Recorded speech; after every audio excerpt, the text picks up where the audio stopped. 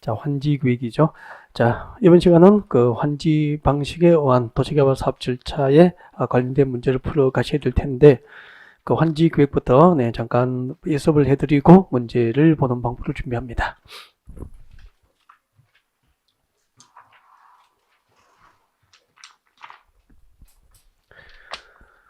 도시개발 사업 첨부나 일부를 환지 방식으로 합니다. 이렇게 사업 절차가 진행이 됐었죠. 자, 도시개발 사업 첨부나 일부를 환지 방식으로 할 때는 환지 계획을 작성할 수 있습니까? 해야 합니까? 환지 계획을 작성해야 한다라고 됩니다. 하나도 놓치지 말고 들으십시오.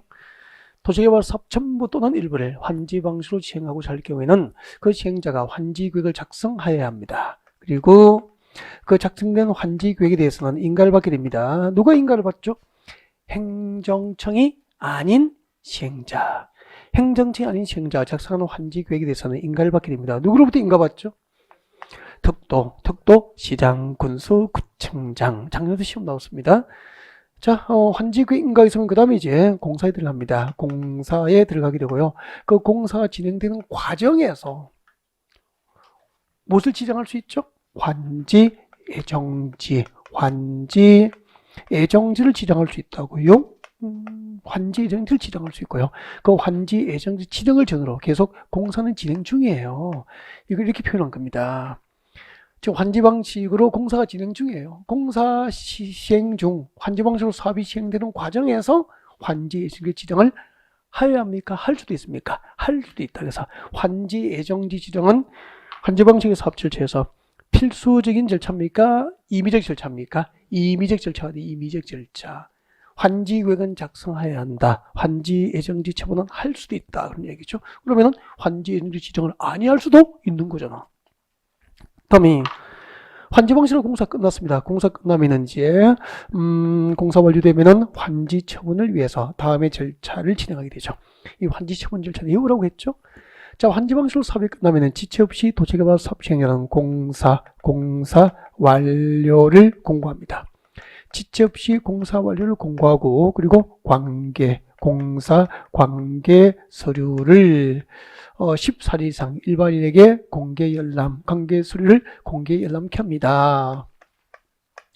열람 기간 내에 열람을 하고 이해관계자들은 이제 의견이 있으면 도시개발 사업 시행자에게 의견 제출하죠. 의견 제출. 그 제출된 의견에 대해서 필요한 조치를 취했거나 제출된 의견이 없으면 준공사를 신청합니다. 여러분, 준공검사에 있으면 준공검사로부터 며칠 내에 환지 처분하게 되죠? 60일 내에 환지 처분하게 됩니다. 이런 된장. 환지 처분 공고, 이제 환지 처분 공고가 되면은 환지 처분 공고 14일 내에 이제 관할 등기소에 등기를 신청 촉탁하죠. 환지 처분은 준공사로부터 60일 내에 하게 됩니다. 근데 준공사를 누구에게 받죠? 지정권자에게 받잖아요. 그럼 지정권자 시행자면 본인에게 준공사를 받아, 안 받아? 안 받잖아. 그럼 지정권자가 시행자인 경우에는 준공검사가 있으나도 60일 이내가 아니잖아. 그때는 어떻게 되죠? 공사 완료 공고가 있으면 됩니다. 공사 완료 공고를 한 때, 공사 완료 공고를 한 때부터 며칠? 60일 내에 준공검사 환지 처분을 해야 된다. 이렇게 이야기하는 거지. 자, 여기까지 이제 쭉 진행이 될 텐데, 환지 계획이죠. 환지 계획은 이제 도시개발 사업 시행자가 사업 전부나 일부를 환지 방식으로 할 때는 환지 계획을 작성하게 돼요. 해서 그 환지 계획에 대해서 인가를 받게 됩니다. 누구로부터 인가받는다고 그랬죠? 아까 행정청이 아닌 시행자가 환지 계획을 작성하면 인가를 받게 됩니다. 인가권자 제주특별자치도지사, 시장, 군수, 구청장으로부터 환지 계획 인가를 받게 돼요. 그때 환지 계획은 다음 사항을 내용을 합니다. 라고 해가지고 누군가가 환지 계획이 무엇입니까? 라고 물으면 이걸 대답하시면 되죠. 환지 계획이란 1번 환지 설계 등을 내용으로 하는 계획이라고 대답을 쭉 하시면 되죠. 두 번째가 뭐죠?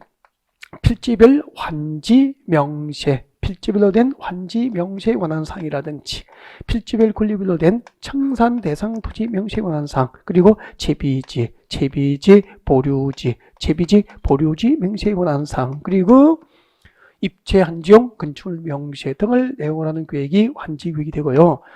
이것만 통째로 물어보는 문제도 나온 적도 있었죠. 그래서 누군가가 환지 계획이 무엇입니까? 라고 물었을 때 가장 정확한 대답은 환지 계획은 환지 설계 등을 내용으로 하는 계획이라고 대답하면 되잖아. 그때 환지 설계가 뭐냐면 이런 거였죠. 예를 들면 도시개발 사업전 종전 토지 소유자, 신도시를 개발하기 전 종전 토지 소유자 갑에게는 도시개발이 끝나고 몇 번째 몇 층부터를 환지 주고, 을에게는 몇 번째 몇 층부터를 환지 줄 건지, 환지 대상의 위치, 면적 등을 몇 번째 위치에 몇 제곱미터를 환지 줄 것인지, 위치, 면적 등을 설계하는 게 무슨 설계죠? 환지 설계라고 하잖아. 우리 다음 주에 도시 및 중환경 정비법에 의하면 도시개발법상 환지 계획에 해당하는 계획이 있습니다. 뭐죠? 관리 처분 계획이잖아. 그러니까 도시개발법에서는 환지 계획에 의해서 환지 처분이 이루어지고, 정비법에서는 관리 처분 계획에 의해서 분양 처분이 이루어지는 거죠. 환지 처분할 내용을 미리 정한 계획은 무슨 계획? 환지 계획. 분양 처분할 내용을 미리 정한 계획이 뭐죠? 관리 처분 계획. 그렇게 되는 거예요.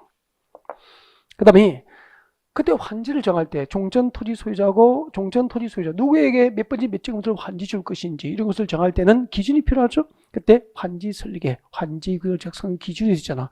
환지 계획을 작성하는 기준은 면적주의 원칙입니까? 절충주의 원칙입니까? 평가주의 원칙입니까? 절충주의 원칙이 절충주의. 절충주의는 곧 이꼴 적응환지 원칙 맞습니까? 같은 말로 쓰라 그랬죠. 적응환지가 원칙이지. 그러면 절충주의, 적응환지 원칙이라 하면 환지를 정할 때는 종전 토지 소유자, 종전 토지하고 새로 환지될 토지의 무엇이 같아야 됩니까? 위치, 지목, 면적, 토질, 수리, 이용 상황, 환경. 7가지를 종합적으로 고려해서 환지를 정하는 것을 절충주의 내지는 적응환지 원칙이라고 하잖아요. 무슨 얘기냐면은 종전 토지와 환지될 토지가 무엇이 같아야 됩니까? 위치. 그러니까 도시개발하기 전에 100번째 위치의 땅을 가지고 있던 자에게 도시개발이 끝나면 몇 번째 위치의 땅을 주라는 겁니까? 100번째 위치에 같은 위치에 환지 주라는 거지. 종전 토지하고 새로 환지될 토지의 위치가 같도록 설계하자고 말이야. 그리고 무엇이 같아야 되죠? 지목, 면적 비율이 똑같아야 되는 거지. 그러면 도시개발하기 전 누군가의 땅이 지목이 잡종지에 있으면 그분에게는 대지 줍니까? 잡종지를 환지 주라는 겁니까? 잡종지, 지목이 같도록 설계해 주는 거지 뭐. 하천부지에서는 하천부지 주는 거죠. 대지에서는 대지 주는 거라고. 그럼 신도시 개발하기 전에 잡종지 가지고 있던 사람이 나중에 대지로 받을 확률이 높습니까? 낮습니까? 낮죠. 대지를 주면은 특례라고 그것은. 그런 거구나. 종전 토지하고 환지될 토지의 위치가 같고, 지목이 같고, 면적 비율이 같고, 이건 뭐죠? 토질이 같고, 수질, 이용 상황, 환경이 같도록 환지를 설계하자. 그 주장이 절충주의 주장이고, 절충주의 주장에 따라서 환지 설계가 이루어지면 청산 절차가 필요 없는 가장 이상적인 환지가 이루어집니다. 이것을 무슨 환지라고 그래요? 적응환지라고 하는 거지 뭐. 이 특례에 대해서 이 중에서 물어볼게요. 나중에 도시 및 중환경정비법상 관리 첨격 작성할 때, 즉 아파트 동호수를 결정할 때 기준이 3개가 들어있죠. 뭐죠? 면적, 이용 상황, 환경. 이 3개는 면적, 이용 상황, 환경을 종합적으로 고려해야 한다. 그래서 관리 첨격 작성 원칙이잖아요. 위지면, 토수리, 환. 이 7가지 전부를 종합적으로 고려하자. 뭐죠? 환지 설계할 때 원칙이 되는 거고. 이것도 구별 못하면 안 되죠. 지금은 좀은. 그 다음에 이 원칙에 대해서 특례를 9개 인정하거든요. 제가 어느 정도 수준을 말씀드리냐면은, 여러분 기본과제 할 때 일일이 밑줄 긋고 동그라미 다 붙여가지고 환지 계획 작성 특례 9개를 하나하나 이렇게 현장 사례를 들면서 설명을 한단 말이야. 그리고 그 9가지는 제목이 떠올라야 된다 그랬거든. 그 제목을 말할 수 있을 정도로 되어야 되는 거죠. 그래서 같이 한번 총복습을 하겠습니다. 교재를 만지고 있으면 늘 안 됩니다. 지금 시기에는 집중하고 머리로 따라오셔야 될 시간이고, 어디 안에 찾아보려면 맨날 따라만 다녀야 되겠죠. 집에 가서 책 보시면 됩니다. 네. 집중하시고 여기 한 가지 떠올려 보죠. 종전 토지 소유자가 환지 부지정 신청하거나 환지 부지정을 동의하면은 도시개발하기 전 종전 토지 소유자 나에게는 환지 주지 마세요라고 환지 부지정 신청하거나 동의하면은 그 종전 토지 소유자가 환지를 정합니까? 안 정할 수 있습니까? 환지를 정하지 아니할 수 있다. 많이 봤으니까 떠오를 거 아니야. 근데 종전토지소의 신청과 동의에 의해서 환지를 부지정할 때 그 토지에 임차권자 등이 있으면 그의 동의를 얻어야만 환지 재배가 가능한 거야. 그러면 종전토지소유는 저에게는 환지 주지 마세요라고 환지 재배를 신청해도 임차권의 동의를 못 얻으면 환지 대상에서 재배할 수 없는 거지.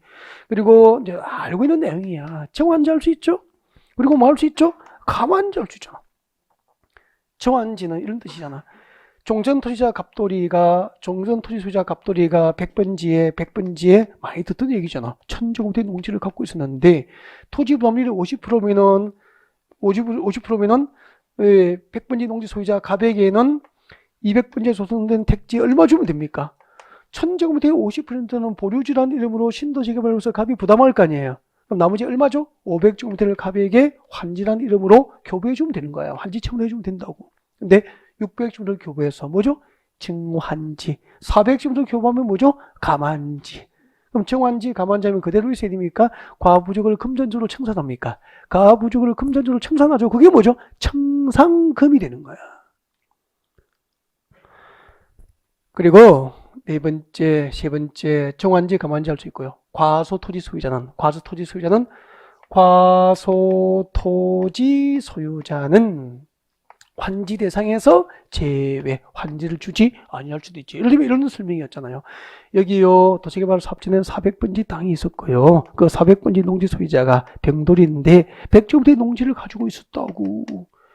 토지 부담률을 50% 주면 병에게는 얼마 환지 줘야 되지? 50제곱미터를 환지 줘야 되는데, 아니 50제곱미터는 지목이 정한 목적들을 이용하기에 면적이 충분합니까? 너무 작습니까? 너무 작아. 이런 땅을 뭐라고 그러죠? 과수토지라고 그러잖아. 이 과수토지 소유는 직권으로 환지 줍니까? 제외합니까? 환지 대신에 제외시켜버릴 수도 있는 거야. 환지를 못 받으면은 여러분이 토지 소유자, 도시개발국에 투자하신 분이야. 환지를 못 받고 현금으로 청산받고 쫓겨났어. 대박 날리고 투자했는데 쫓겨나면 기분 좋아요? 안 좋아요? 안 좋죠. 그분들이 나도 집실 땅 달라고 집단 행동한다고 그랬잖아요. 그러면은 원활하게 도시개발을 못하니까 그 과수토지 소유자들에게 지행자가 처분권을 갖고 있는 건축물의 일부, 주로 뭐죠? 공장입니까? 아파트입니까? 아파트. 건축물의 일부하고 그 건축물에 있는 토지에 공유 지분이 교부됩니다. 이것을 무엇이라고 그랬죠? 입체, 환지. 그러면 환지라는 것은 종전 토지에 대한 권리를 새로 조성된 택지 등으로 옮겨주는 게 환지라고. 그것은 평면 환지잖아. 토지 위에서 평면적으로 위치가 교환되는 거. 그죠? 그건 평면 환지거든. 그래서 원칙적으로 환지는 입체 환지가 원칙입니까? 평면 환지입니까? 평면 환지가 원칙인데 종전 토지 소유자의 종전 토지에 관한 권리를 건축물의 일부나 공유 지분으로 이전시키면 뭐죠? 입체 환지. 아파트 입주권이 교부된 거잖아. 환지계획 작성 특례. 5번째 이야기를 했죠? 금방 뭘 설명했죠? 과수토지 소유자는 환지 대상에 지배될 수 있고 그자에게 아파트 입주권 교부하면 무엇이 되는 거죠? 입체 환지 그렇게 했죠. 그때 한번 물어볼게요. 그때 입체 환지를 신청하는 병돌이에 종전 토지나 건축물이 있었는데 그 건축물 가격을 평가하니까 권리가액이 6천만 원이었어. 6천만 원. 입자한지 신청한 병돌이의 종전 토지나 건축물의 권리가액이 땅값과 집값의 평가리가 6천만 원이라고? 입자한지 신청자에게 공급되는 여기 아파트 종류가 세 가지가 있습니다. 42평도 있고 32평도 있고 22평도 있고 세 가지가 있다고.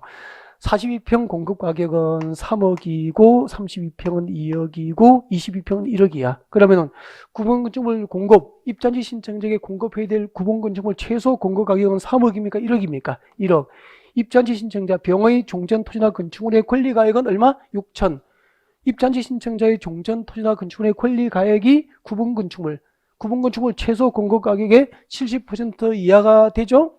그럴 경우에는 입자한지 신청 대상에서 제외될 수도 있다. 근데 종전 토지 소유자가 종전 토지의 주택 소유자는 건축물 소유자입니까? 주택 소유자입니까? 주택 소유자는 권리 가액과 관계없이 입체 환지를 신청할 수도 있다. 이런 내용도 공부한 적이 있죠. 지금 이런 내용을 필기하고 싶을 거 아니야. 문제에 다 지문서에 들어가 있는 이야기예요. 다 지금 해설이에요. 조금 이따 보라고 다 나온다고. 그리고 입자한지 했죠. 그 다음에 마지막 이제 몇 개 남아 있습니다. 6번째. 공공시설 용지, 공공시설 용지. 예를 들면 무엇이 있죠? 도시개발이 끝나고 공공시설 용지로 환지를 정할까요? 예를 들면 학교 용지, 시청 용지 맞습니까? 네, 시청, 학교 용지 등이 공공시설 용지잖아. 도시개발이 끝난 토지에다가 여기는 시청 용지로 하자, 여기는 학교를 짓자, 이런 공공시설 용지를 환지를 정할 때는 적용환지 원칙 7개 중에서 2가지 기준의 적용을 배제하잖아. 뭐죠? 위치와 면적. 그렇죠. 위치와 면적. 외워야 됩니다. 공공시설 용지를 환지를 할 때는 위치와 면적에 있어서는 적용환지 기준을 적용합니까? 적용하지 않습니까? 적용하지 아니한다. 그렇게 되죠. 다음 7번째. 이거 기억날 겁니다. 도시개발 사업자는 이게 300번째인데 도시개발하기 전 300번째 면사무소가 있었다. 면사무소. 신도시로 개발하기 전 300번째 면사무소가 있었어요. 그 동네가 신도시가 개발되면은 면사무소의 기능을 도시지역에서는 주민자치센터가 대신하는 거 맞죠? 주민자치센터가 그 기능을 대체하게 되거든. 그래서 400번지에다가 도시개발이 끝나고 400번지 땅에다가 주민자치센터를 설치해버린 거예요. 그러면은 도시개발 사업자는 종전의 공공시설, 면사무소의 기능을 대체할 주민자치센터, 새로운 공공시설 설치로 300번지 면사무소 땅은 공공시설 용도로 용도가 계속됩니까? 용도 폐지됩니까? 용도 폐지되겠지. 용도 폐지되거나 변경되겠지. 이렇게 도시개발 사업 시행으로 공공시설 용도로서 용도 폐지되거나 변경될 땅은 그 300번지 땅은 다시 면사무소 땅으로 환지를 정합니까? 정하지 않습니까? 환지를 정하지 않고 이를 다른 토지의 환지 대상으로 하여야 한다라고 했죠. 8번째가 뭐죠? 채비지, 보류지 지정은 환지구역 작성편에서 인정됩니다. 여러분, 도시개발 사업자는 종전 토지 소유자에게 환지로 정해 주지 않고 도시개발 사업 목적 달성을 위한 용도에 쓰려고 보류한 땅이 뭐죠? 보류지. 그 보류지 중 일부를 팔아서 경비에 처분할 용도, 경비에 사용할 용도로 정한 땅이 뭐죠? 채비지. 그래서 보류지하고 채비지 등도 환지구역 작성 특례로서 인정이 되는 거예요. 여기까지가 환지구역 작성 특례. 그러니까 속도가 좀 빠를 뿐이지. 기본 강의하고 거의 같이 복습이 똑같이 이루어졌고 지금 복습해드린 내용 그대로 기본서에 밑줄 꺼져 있습니다. 여기 지금 밑줄 꺼져 있고 뭐 안 찾아봐도 된다고. 오해 가서 찾아보면 되지 뭐. 수업할 때는 다 호흡 맞춰주고. 최소한 이 정도는 예습하고 오신 거 아니에요. 맞죠? 제가 문제 어줍잖게 푸는 것보다는 이론 강의를 듣고 오시라고 그랬죠? 네. 이해가 안 되면은 2달 전에 수업 듣고 한 번도 안 들죠. 오늘 처음 들으면 이해가 안 되는 거고. 미리 딱 읽어보거나 조금 실력이 부족하면은 이론 강의를 인터넷 강의를 듣고 앉아있으면은 쏙쏙 들어오죠. 자기에게 맞는 방법으로 해야 되지 않을까. 오십시오. 49페이지. 그럼 지금 이제 문제풀이가 벌써 이제 몇 주차 들어가죠? 거의 뭐 이제 5주차 정도 들어간단 말이야. 그러면 중반절을 넘어서고 있죠? 그래서 문제풀이 엊그저께 시작했잖아. 그때는 봐요. 우리 강의실에 꽉 찼었잖아. 처음 시작하면 꽉 찼다가 서서히 이런저런 핑계로 공부가 공소를 될 줄 알고 이제 왔다가 서서히 핑계대고 빠져버리고 이제 그렇게 돼요. 그럼 이제 결과가 안 좋아지나. 항상 초질간, 처음처럼. 그죠? 그러니까 꾸준하게 하면 합격하죠. 그런 믿음을 가지고 좀 꾸준하게 하셨으면 좋겠습니다. 공부 안 하고 좋은 방법이 없습니다. 아무리 주변을 기웃거려도 공부하지 않고 되는 방법은 없다는 거죠. 맞죠? 네. 아무리 대학의 입시 제도가 바뀌어도 공부 못하는 사람이 서울대학교 가도록 하는 제도는 없죠. 입시 제도가 아무리 바뀌어도. 맞잖아. 꼴찌부터 좋은 대학 넣자는 제도는 없잖아요. 그래서 기본에 충실하면은 다 돼요. 네. 자, 같이 보겠습니다. 49번 힘내시고. 도시개발법상 환지 방식의 사업 절차에 관련된 설명으로 옳은 것은 이 문제를 본인 시험에서 만났다고 생각하시고 집중하시고 풀어요. 같이. 행정청이 아닌 시행자가 환지구역을 작성하면 지정권자로부터 인가를 받아야 한다. 행정청이 아닌 시행자가 환지구역 작성하면 인가받는 거 맞죠? 인가권자 누구죠? 아까? 특도, 시장, 군수, 구청자로부터 환지구역 인가를 받게 되죠. 이게 원칙인데 종전 토지의 하필 동그라미 분필 동그라미 하필 분필로 인가받은 환지 명시가 변경됐어요. 까지 줄 거예요. 하필 분필로 인가받은 환지 명시가 변경되면 변경 인가를 받습니까? 받지 않습니까? 받지 않습니다. 한 4-5가지 돼요. 하필 분필로 인한 변경. 또 하나 본 적이 있을 겁니다. 여러분 종전 토지 소유자에게 환지로 지정된 땅, 환지로 지정된 땅을 환지로 주지 않고 금전 청산한 내용으로 변경합니다. 환지로 지정된 토지나 건축물을 환지 주지 않고 금전 청산하는 내용으로 인가받은 환지 계획 내용을 변경합니다. 변경인가를 받습니까? 안 받습니까? 안 받죠. 이런 거. 하필 분필로 인한 변경, 금전 청산하는 내용으로 변경, 그리고 종전 토지나 건축물 소유자의 동의를 얻어서 하는 변경, 이런 것들은 변경인가를 받지 않거든. 알겠죠? 네.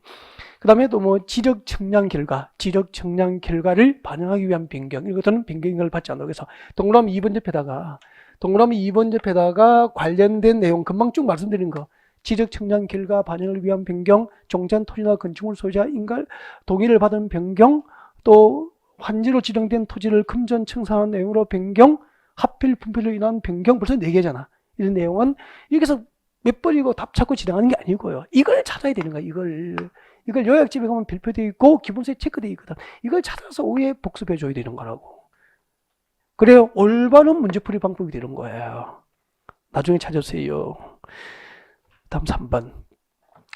토지 소유자가 신청하여도 해당 토지에 대한 임차권자들이 동의하지 않으면 환지 재배를 할 수 있어? 없어? 없어. 종전 토지 소유가 환지 부지를 신청하면 환지 재배할 수 있죠. 단 그 토지에 임차권자 등이 있으면 그의 동의를 얻어야 된다는 거죠. 4번. 시행자는 도시개발 사업에 필요한 비용에 충당하기 위해서, 경비에 충당하기 위해서 일정한 토지를 환지로 정하지 않고 보류지입니까? 채비지입니까? 채비지. 시행자는 도시개발 사업에 필요한 경비에 충당하기 위해서 일정한 토지를 환지로 정하지 않고 채비지로 정할 수 있게 됩니다. 네. 다음 4번. 환지 예정지 처분의 효력은 환지 예정지 지정의 효력 발생일부터 환지 처분이 공고되는 날의 다음 날이 아니고 환지 처분 공고일까지죠. 네, 환지 처분 공고일까지 그 효력이 존속해야 됩니다. 그 4번하고 5번은 잠시 뒤에 다시 설명이 될 수도 있죠. 네. 5번은 환지 예정지 처분에서 다시 설명합니다. 환지 예정지 처분의 효력은 효력 발생일부터 환지 처분 공고일까지만 존속해요. 왜냐하면 환지 처분 공고가 있은 날의 다음 날이 되면은 환지 처분의 효력이 발생하거든. 그래서 환지 예정지 처분의 효력은 환지 처분 공고일의 다음 날까지입니까? 환지 처분 공고일까지입니까? 환지 처분 공고일까지만 그 효력이 존속하게 돼요. 네. 정답 몇 번이었죠? 옳은 것은 3번이죠. 토지 소유자가 신청하여도 해당 토지에 관한 임차권자 등이 동의하지 않는 경우에는 환지 제외를 할 수 없다. 이게 답이 되는 거죠. 51번 오세요. 환지 계획 작성 인가 등에 관련된 설명으로 옳은 것은 시행자는 도시개발 사업 전부나 일부를 환지 방식으로 할 경우에는 환지 계획을 작성할 수 있습니까? 해야 합니까? 해야 한다. 그리고 환지 계획에는 환지 예정지 진행에 관한 사항이 포함될 수 있다? 없다? 없다. 2번이 정답이죠. 네. 여러분 잠깐 볼래요. 이게요. 아까 그 환지 예정지는 잠깐 봐주세요. 여러분. 그 환지 계획 인가 이후에 공사 들어갑니다. 그 공사 시행 과정에서 말이야. 그 도시개발 사업 시행으로 종전 토지 수요 임차권자가 소유권과 임차권을 갖고 있지만 사업 시행으로 종전 토지에 대해서 사용승을 못하는 문제가 심각할 때, 네, 그 사용승의 문제를 해결하려고 뭘 지정하는 겁니까? 환지 예정지를 지정해 줄 수 있는 거예요. 그러니까 공사에 들어가기 전까지는 환지 예정지가 지정될지 여부를 환지 계획 만드는 단계에서는 알 수 있어? 없어? 없죠. 그래서 환지 예정지 지정 여부를 환지 계획으로 미리 정하여 인가를 받아 놓을 수는 없는 거예요. 그래서 환지 계획에는 환지 예정지 지정 여부는 환지 계획 내용이 될 수 있습니까? 없습니까? 없죠. 3번. 환지 계획은 종전 토지와 환지될 토지의 동그라미 하십시오. 면적, 이용 상황, 환경 세 가지를 종합적으로 고려해야 된다. 면적, 이용 상황, 환경 등을 종합적으로 고려해야 되는 것은 환지 계획이 아니고 뭐죠? 관리 처분 계획 작성 기준이죠. 환지 계획은 이 세 가지가 아니고 어떻게 되죠? 7개. 위치, 지목, 면적, 토질, 수리, 이용 상황, 환경 7가지 전부를 종합적으로 고려합니다. 선생님 등이 붙어 있으니까 되는 거 아닙니까? 아닙니다. 4번. 시행자는 환지 방식이 적용되는 도시개발구에 있는 조성토지 등의 가격을 평가할 때는, 이거 여러분 잘 안 되는 지문이거든요. 꼭 별표해서 기억했으면 좋겠습니다. 환지 방식이 적용되는 지역에서 도시개발구에 있는 조성토지 등의 가격을 평가할 때는 줄 거죠? 토지평가협의회 심의를 거쳐서 결정해요. 단 그에 앞서서 이 경우 공인평가기관의 평가를 받게 해야 한다. 공인평가기관의 평가를 필요로 하지 아니한다. 틀린 거예요. 이 경우 그 토지평가협의회 심의를 거치기 전에 그에 앞서서 의무적으로 공인평가기관의 평가를 받게 합니다. 알겠죠? 네. 그래서 4번도 틀렸고요. 5번 한국토지대공사 시행자, 한국토지대공사인 시행자가 환지구역을 작성한 경우에는 특별자치도지사, 시량군수진으로부터 인가를 받아야 한다. 한국토지대공사인 시행자는 행정청입니까? 비행정청입니까? 비행정청은 인가를 받아야 됩니다. 알겠죠? 네. 그래서 오답이에요. 정답이 복수 정답입니다. 1번하고 5번하고 수정을 바랍니다. 한국토지대공사인 시행자는 이꼴 행정입니까? 비행정입니까? 비행정. 비행정청인 시행자가 환지구역 작성하면 환지구역은 인가를 받아야 되죠. 누구의 인가 받죠? 덕도, 시장, 군수, 구청장. 그래서 문제 만들 때 오류 미스 실수한 거예요. 그래서 자 정답으로 인정합니다. 그래서 정답은 몇 번이죠? 2번하고 5번 복수 정답이 됩니다. 여러분 한국토지대공사는 비행정 맞죠? 비행정이잖아. 비행정이 작성하면 인가 받죠? 누구에게 인가 받습니까? 덕도, 시장, 군수, 구청장 그렇게 되죠. 네. 자, 그 다음에 넘어갑니다. 넘어가서 해설은 뭐 수정할 필요 없습니다. 그대로고요. 네, 정답만 복수 정답으로 체크해 두시면 됩니다. 네. 다음 오세요. 54번 문제 봅니다. 도시개발법상 환지구역 작성 기준 특례사항으로 틀린 것. 환지구역 작성 기준 특례사항으로 틀린 것. 54번이에요. 1번 토지 소유자가 신청하거나 동의하면 해당 토지 전부나 일부는 환지를 정하지 아니할 수 있다. 맞죠? 그리고 2번 위 1번의 토지에 관하여 임차 고지 등이 있을 경우에는 그의 동의를 필요로 하게 됩니다. 조금 전에 했던 문제죠. 네. 3번 토지 규모를 조정할 특별한 필요가 있으면 면적이 작은 토지는 면적을 늘려서 환지를 정할 수 있고 이게 뭐죠? 증환지. 환지 대상을 제외할 수 없다가 아니고 있다. 과수 토지는 환지 대상에서 제외할 수도 있잖아요. 그래서 정답이 3번입니다. 4번 공공시설 용지 줄 것이고 아까 예를 들면 뭐죠? 학교 용지, 시청 용지 이런 거 아닙니까?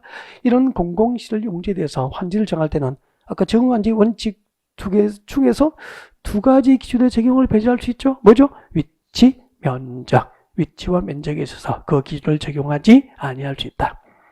5번 보류지 중 일부를 채비지로 정하여 도시개발사업에 필요한 경비에 충당할 수 있게 됩니다. 맞습니까? 네. 55번 오세요. 도시개발법상 입지환지에 관련된 설명, 입지환지에 관련된 설명으로 옳은 겁니다. 네. 1번 도시개발 사업을 원활히 시행하기 위해서 특히 필요한 경우에는 토지 또는 건축물 소유자의 동의를 얻어 그 건축물의 일부와 그 건축물에 있는 토지에 공유 지분을 부여할 수 있다. 맞습니까? 네. 자, 틀렸습니다. 입지환지 요건이 두 가지죠. 교재 딱 보십시오. 자, 도시개발 사업을 원활히 시행하기 위해서 특히 필요한 경우 하나죠. 그리고 종전 토지나 건축물 소유자의 동의가 아니고 뭐죠? 신청이 있어야 돼. 신청. 많이 강조드리는 거잖아요. 원활한 사업 시행을 위해서 특히 필요한 경우로서 종전 토지나 건축물 소유자의 신청을 받아 입지환지가 이루어집니다. 동의가 틀렸죠? 2번 입지환지를 신청하는 자의 종전 소유 토지와 건축물의 권리가액이 도시개발사로 조성되는 토지에 건축되는 구분 건축물 최소 공급가격의 몇 %?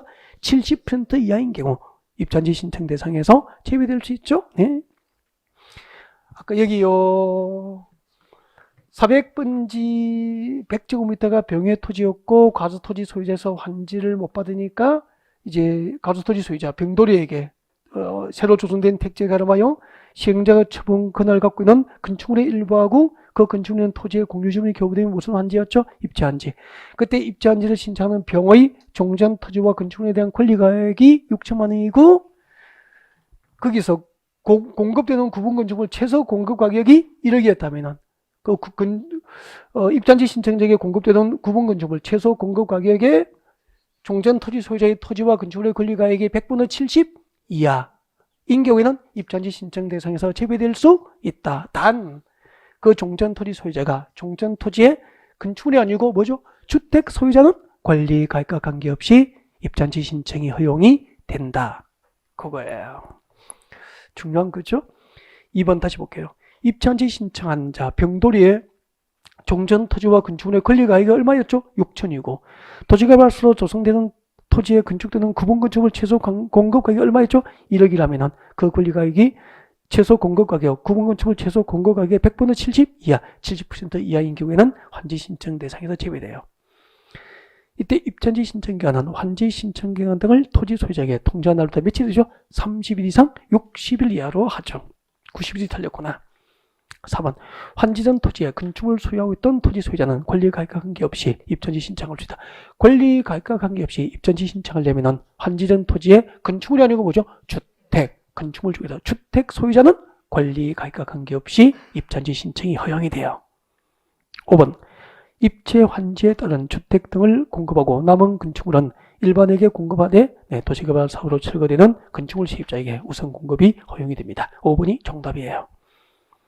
56번 도시개발법상 입체 환지에 따른 주택 공급에 관련된 설명으로 틀린 것.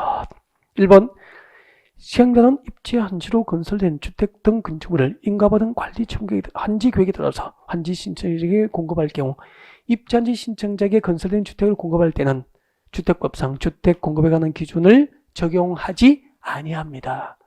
주택법상 주택 공급 기준을 적용하지 않으니까 입전지 신청자에게 주택 공급할 때는 주택법상 주택 공급 기준에 적합하여야 할 법상 의무도 없는 거죠. 5번이 정답이 돼요. 1세대 동그라미 1명 동그라미 1세대 1인이 하나 이상의 주택과 토지를 소유하더라도 몇 주택 공급이 원칙입니까? 1주택 공급이 원칙이죠. 3번 같은 시대에 속하지 않는 줄 것이십시오. 2인 이상의 1주택과 1토지를 공유한 경우까지 줄 거고 공유 동그라미. 그래서 어떻게 보죠 우리? 1세대 1인 공유자 전부 몇 주택 공급이 원칙입니까? 1주택 공급이 원칙이었잖아요. 1세대 1인 공유자 1주택 공급이 원칙인데 4번 수도권 정비구역법상 과밀 억제구역에 위치하지 아니한 도시개발구역이니까 중심지였습니까? 저 외곽지역입니까? 외곽지역은 투기 가능성이 낮죠. 그래서 1주택 공급 원칙에 대한 특례로서 소유 주택수만큼 토지 소유자가 소유한 소유주택수만큼 주택 공급이 이루어졌죠. 5번 시행자가 도시개발구역 지정을 위한 주민의견 청취를 위해서 지금도 줄 거죠. 공람 또는 공청회에 채권한 상을 공고한 날까지 줄 거예요. 공람 또는 공청회에 채권한 상을 공고한 날 밑에 적으십시오. 이것을 우리는 무엇이라고 하죠? 환지 지정을 제한하는 기준일이라고 배웠죠. 기준일입니다. 기준일. 환지 지정을 제한하는 기준일이죠.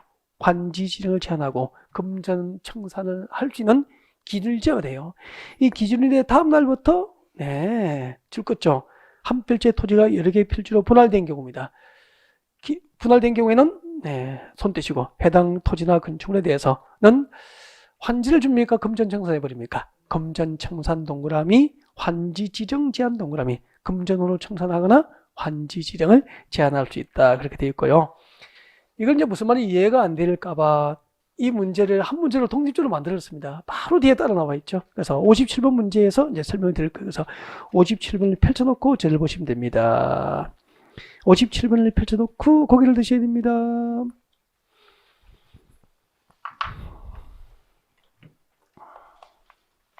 아싸.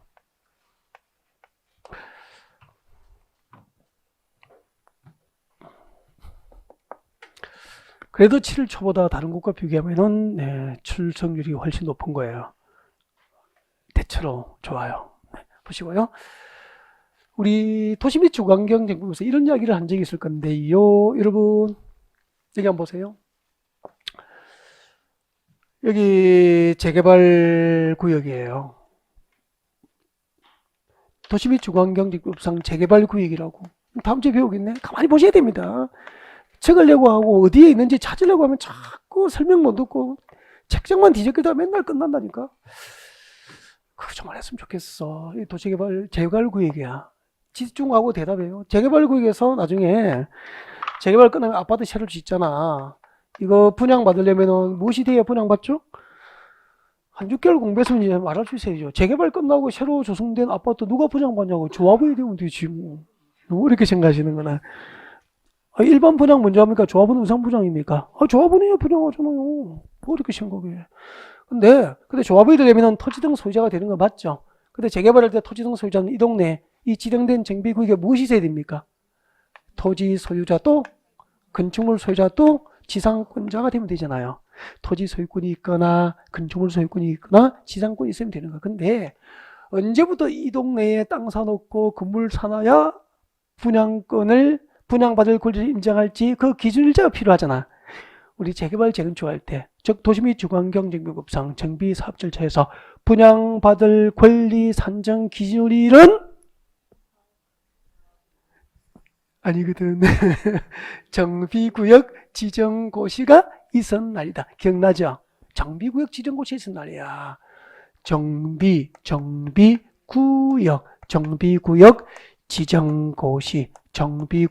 지정고시가 있었던 날입니다. 이제 외워야 됩니다. 적으려고 하고 찾지 말고 외워야 됩니다. 나올 때마다 외우십시오. 다 있습니다. 여기집어 기본에 찾으면 정비구역 지정고시 있었던 날이야. 그 말 바꾸기 가면은 이 동네에 무엇이 지정되기 전에 정비구역 재개발 재건축을 목적으로 정비법상 정비구역 지정고시 되기 전에 뭐 사놔야 됩니까? 땅 사놓고 건축물 사놓고 지상권 설정한 자는 재개발이 끝나면은 재개발 서로 조성된 대지나 건축물을 분양받을 권리가 있다 이 말이야. 근데 이 기준일 분양받을 권리 산정 기준이 정비구역 지정고시에 있은 날인데 그 기준일 이 분양받을 권리 산정 기준일이거든.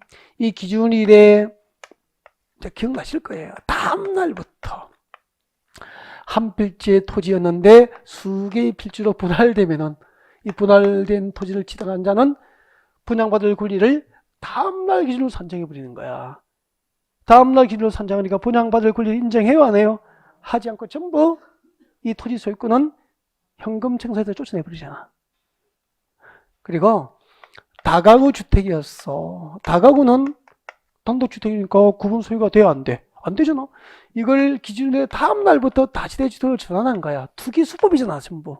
그럼 다시대 주택을 전환됐으니까 구분 소유가 가능해졌죠? 소유자가 늘어났잖아. 이런 것 사면은 분양받을 권리 인정합니까? 전부 제한합니까? 분양받을 권리를 인정하지 않고 금전청산에서 쫓아내버리잖아.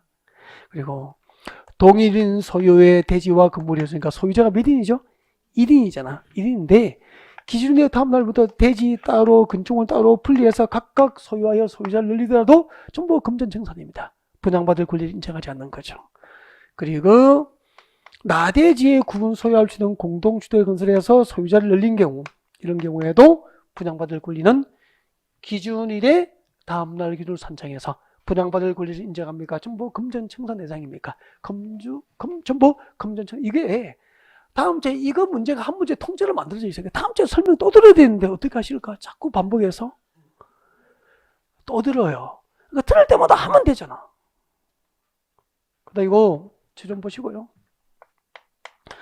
아까 도시개발구역에서 원주민들 투자하신 분이 대박이 나려면 수용 방식으로 해야 됩니까? 환지 방식으로 해야 됩니까? 환지 방식으로 신도시 개발하면 대박이잖아. 알잖아. 그런데 환지 방식으로 사업을 하더라도 투자를 했는데 그 시점이 투자 시점이 안 좋으면은 환지 지정이 제한되고 금전으로 권리를 청산받고 쫓겨나는 거야. 그런 투자를 하게 상담하면 큰일 나잖아. 그래서 이 동네 도시개발 구역이면은 여러분 도시개발 사업을 환지 방식으로 한다는 정보만 얻으면 가서 땅 사놓고 환지 받으려고 기다리실 거 아니에요. 누구나 투기를 그렇게 할 거 아니야. 그래서 이제 이 소문이 언제 나죠? 이 동네 도시개발구역 지정을 위한 주민의 의견을 들으려고 주민의 의견 청취를 위해서 공람 또는 공청회를 개최합니다. 우리 이렇게 배웠잖아. 지난주에 도시개발구역 지정할 때 면적 규모가 100만 제곱미터 이상이면 주민 의견 청취를 위해서 공람기간 만료 의무적으로 뭘 개최해야 됩니까? 공청회 개최를 해야 된단 말이야. 그러니까 도시개발구역 지정할 때는 여기 도시개발구역 지정해도 되는지 주민 의견 청취를 위해서 공람 또는 공청회 절차가 있거든. 이 공람 또는 공청회, 도시개발구역 지정을 위한 공람 또는 공청회 개최를 하겠다고 공람 또는 공청회 개최를 공고한 날 이 동네 신도시 개발에 대한 정보가 공식적으로 공개가 돼버리는 거야. 그 다음 날부터 뭐 하죠? 환지 좀 받아서 대박 날려고 땅 사러 올 거 아니에요. 그분들에게 환지를 전부 주면은 투기꾼이 다 몰려와서 안 되겠죠. 그래서 법을 만든 거야. 도시개발 사업할 때 환지 지정을 제한하고 금전청산하는 기준은 도시개발구역 지정을 위한 주민의견 청취를 위해서 공람 또는 공청회 개최를 하겠다고 공고한 날이 환지 지정을 제한하는 기준이 되는 거야. 기준이. 환지 지정을 제한하는 기준이 되는 거야. 그래서 오늘 여러분이 외워야 될 게 도시 및 중앙경제급상 재개발 재건축할 때 분양받을 권리 산정 기준은 정비구역 지정고시가 있었는 날이다. 이거 한 10번 하면 되시고, 도시개발구역 지정을 할 때 환지 지정을 제한하는 기준은 도시개발구역 지정을 위한 주민의견 청취를 하기 위해서 공람 또는 공청회 개최를 공고한 날, 공람 또는 공청회 개최를 공고한 날 한 10번 하면 되는 거고, 그 공람 또는 공청회 개최를 공고한 날에 다음 날부터, 기준일의 다음 날부터 도시개발구역에서 그 다음 날부터 봐요. 똑같아요. 한 필지의 토지를 수개의 필지로 분할된 토지를 사두면은 환지 줍니까? 안 줍니까? 안 준다. 금전으로 청사대를 쫓아내버려요. 다가구 주택이 다시주택으로 전환된 주택을 사서 주택 소유자라고 권리 가격이 없이 아파트 입주권 달라고 입자지 신청하면은 금전 청산 대상입니다. 아파트 입주권 안 줘요. 동일인 소유의 대지와 건축물이 기준일의 다음 날부터 주민의견 청취를 위한 공고를 한 날의 다음 날부터 동일인 소유의 대지와 건축물이 대지 따로 건축물 따로 분리해서 소유하더라도 금전청산 대상이야. 나대지에 아니면 기존 건축물 철거하고 구분 소유가 가능한 공동주택 건설에서 소유자가 됐더라도 환지 받습니까? 못 받습니까? 못 받고 전부 금전청산. 똑같아. 정비법과 도시개발법과 똑같다고. 기준 일조만 다를 뿐이야. 그래서 그 기준은 암기를 좀 했으면 좋겠는데 대체로 자세하게 설명한 거 맞죠? 물어보겠습니다. 도시개발 사업을 환지 방수를 할 때 환지 지정을 제한하고 땅 사놓고 집 사두더라도 환지를 못 받고 환지 지정을 제한당하고 금전으로 청산하는 기준일이 도시개발구역 지정을 위한 주민의 의견 청취를 위해서 뭐죠? 공람 또는 공청회 개최를 공고한 날이야. 그러니까 고급 정보를 얻으려면 이 동네 환지 방식으로 신도시 개발하겠다고 도시개발구역 지정을 위한 주민의견 청취가 주민의 의견 청취를 위한 공람 또는 공청회 개최를 공고하기 전에 정보를 얻어야 돼. 그러니까 그런 것은 고급 정보잖아. 그죠? 시장님은 결제를 했지만 이런 데에 대한 전문 지식은 없기 때문에 시장님도 결제는 설명 듣고 타당해서 결제는 했지만 이런 구체적인 잘 모르실 거예요 아마. 그죠? 정책 담당자 정도 돼야 된다니까. 그치?